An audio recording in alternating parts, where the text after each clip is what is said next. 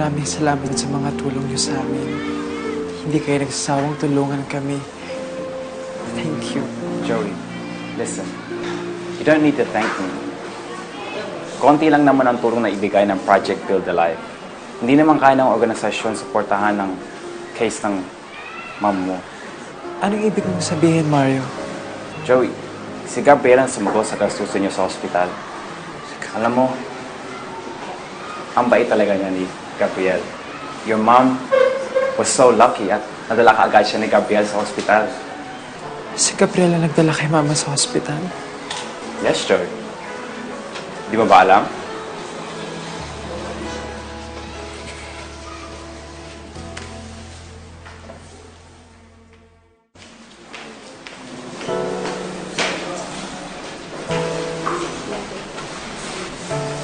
Hey, Joey. Napadalaw ka? How's your mom? Okay naman siya. Nakalabas na siya ng ICU. Good. Mabuti naman kung gano'n. Gabriel,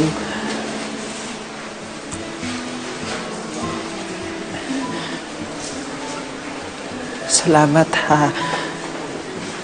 Salamat sa mga tulong mo sa amin. More than the financial help, ikaw ang nagdala kay Mama sa hospital. Tatanawin kong isang malaking utang na loob yung buhay ni Mama sa'yo.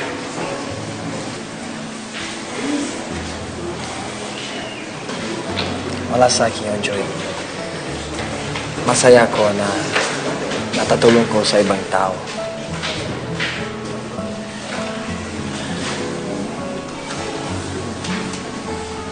Sorry ha.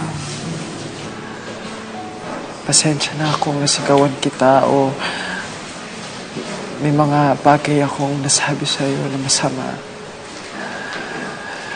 Sorry talaga. Magulo lang talaga yung isip ko ng mga sandaling yan, Gabriel. It's okay.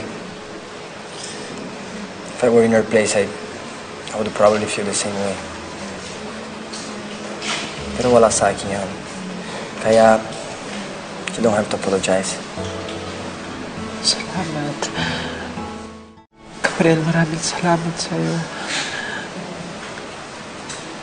Pati yung sarili mong pera na galaw mo para ka, Mama.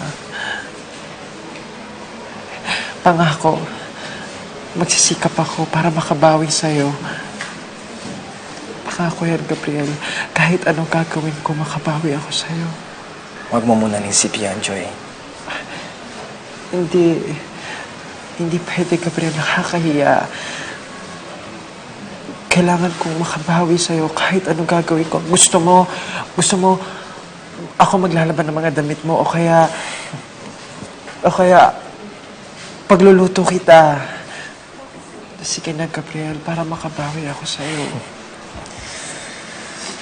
Joy, you don't have to do those things for me.